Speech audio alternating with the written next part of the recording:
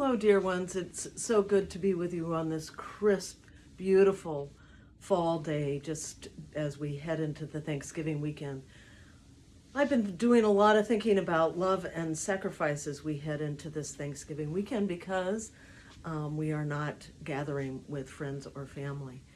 And one of our most cherished family traditions is the walk after the meal.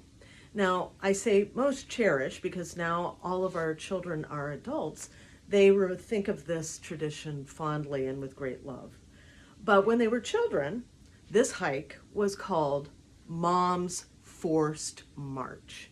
Now, I didn't introduce this custom to my family. My parents did, who were great hikers, and as my children claim, my parents and I would force them to hike miles after the full Thanksgiving meal. And when we moved to Oakland, then we would walk in the hills of Oakland, which were redwood and Doug fir and live oak, beautiful, beautiful parks that were, many of which were founded and fought for by a group of Unitarian activists, Aurelia Henry Reinhardt and Charles Wald Tilden, really fought to preserve this land for all of its citizens. But I find great comfort, as you know, in walking among the trees, and I want to share a story with you that comes from the wisdom of the trees. This story was shared with me by Ruth McKenzie, one of our members here, but also a colleague and a friend. This is founded on the study of a botanist named Suzanne Simard, who was working on her PhD in the forest of British Columbia, where she had grown up. And she wanted to study the communication between trees. She was particularly intrigued by the communication between different species of trees. So she zeroed in on a Doug fir and a paper birch.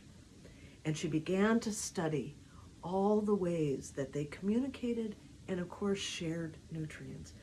And this was at a time in 1997 when she was doing her work, or in the mid-1990s, when it was believed that nature was all about survival of the fittest and that things in nature did not cooperate with each other.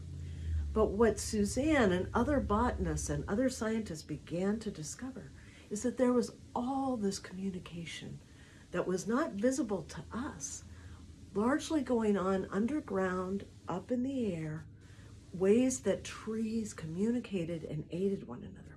So she studied this interdependent relationship between these two trees for a year. And then she decided that she was going to run another test. So she began to compromise the amount of sun that the Doug fir got. So she built these tents over the Doug fir. And what she discovered is that as the Doug fir started to really suffer from the lack of light, the paper birch increased the amount of nutrients that it fed to the Doug fir. It tried to compensate for what was going on with the Doug fir. And as she removed the tents and the Doug fir got healthier again, they began that equal exchange. She also began to discover that trees have a way of communicating with one another.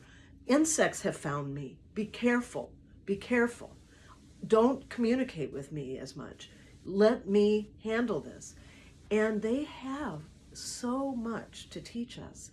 And so every day we walk among the trees, of certainly listening for the birds, but we watch the trees and we try to learn from how they communicate with each other, how the forest animals communicate with them, and how they communicate with us in their barren and stark beauty this time of year, but also how they are preserving their energy during this winter so that they might flourish again and burst into green in the spring.